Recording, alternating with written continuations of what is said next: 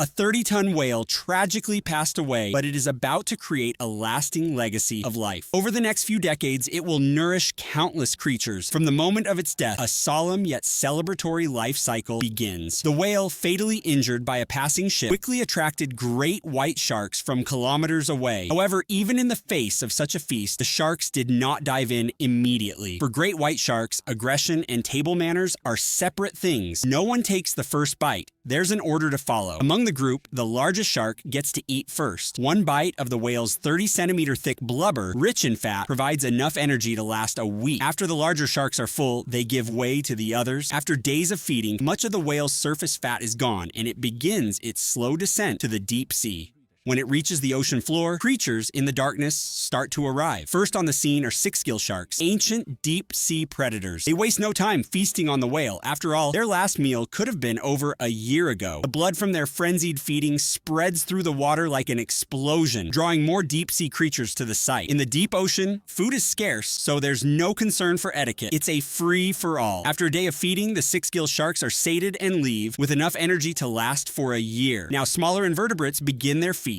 A giant spider crab arrives, wearing a coral on its back to appear larger and more intimidating. It slowly begins its meal. A month later, only half of the whale's flesh remains, now in a state of decay, attracting scavengers like worms. Meanwhile, strange ribbonfish, uninterested in the rotting meat, arrive to feed on the smaller scavengers. As the whale's body continues to decompose, even its massive bones begin to collapse. After 4 months, only the skeleton remains, but for some creatures, this is just the beginning. Bone-eating worms secrete acid to bore into the bones and reach the rich oils inside. Anaerobic bacteria invade the whale's bones, breaking down fats and combining with seawater sulfates to produce hydrogen sulfide, which provides energy for chemosynthetic bacteria. These bacteria, in turn, nourish other creatures in a process that can last anywhere from 50 to 100 years. At least 43 species and over 10,000 individual organisms depend on the whale's body for survival. The death of a whale is one of the most gentle gifts to the ocean, lighting up even the darkest and most desolate parts of the deep sea, creating a chain of life and small miracles.